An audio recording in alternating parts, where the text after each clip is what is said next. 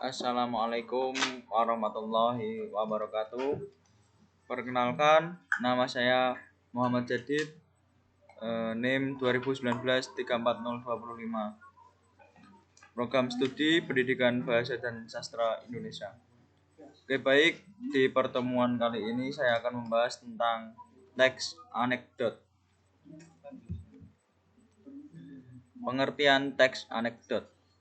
Teks anekdot adalah cerita singkat yang menarik karena lucu dan mengesankan, biasanya mengenai orang penting atau terkenal dan berdasarkan kejadian yang sebenarnya. Pengertian teks anekdot menurut para ahli.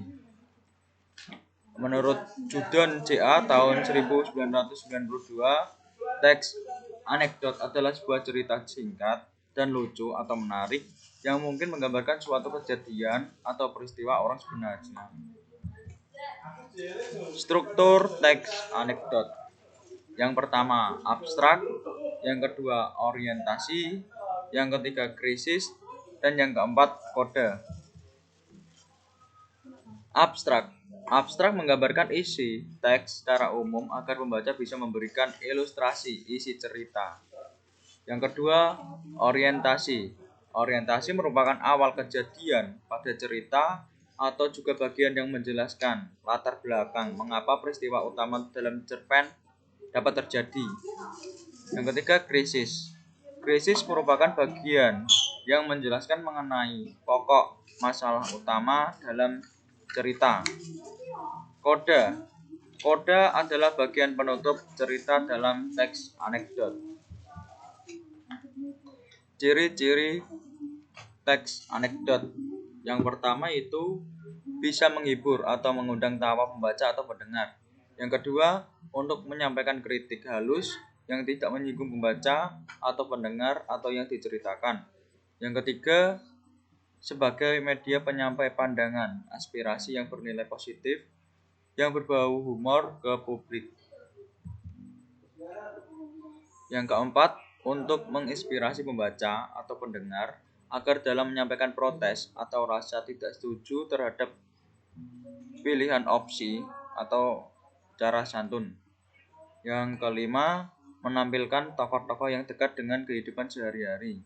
Yang keenam, memiliki sifat humoris, lucu, menggelitik dan berbau lelucon, tapi menyindir. Kaidah kebahasaan teks anekdot. Yang pertama, menggunakan kata kerja lampau, menggunakan kata kerja adverbal bentuk lampau. Yang kedua, menggunakan gaya bahasa metafora atau kiasan. Yang ketiga, menggunakan kata penghubung dan tanda baca yang sesuai kaidah. Yang keempat, bersifat naratif atau diceritakan secara runtut. Yang kelima, menggunakan kata sifat, kata benda, dan kata majemuk.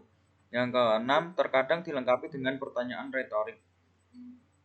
Yang ketujuh, umumnya menggunakan bahasa informal atau bahasa sehari-hari. Yang kedelapan, dapat memadukan antara fakta dan kejadian atau sekedar menceritakan kejadian unik. Tujuan teks anekdot. Yang pertama yaitu sebagai penghibur. Yang kedua untuk bisa membangkitkan tawa.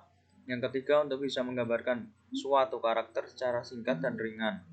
Yang keempat untuk menunjukkan suatu sisi lain dari seseorang tokoh atau orang-orang penting.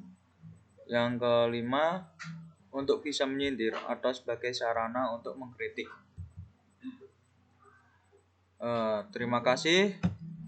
Cukup sekian yang dapat saya sampaikan tentang teks anekdot. Kurang lebihnya mohon maaf. Sekian dari saya. Wassalamualaikum warahmatullahi wabarakatuh.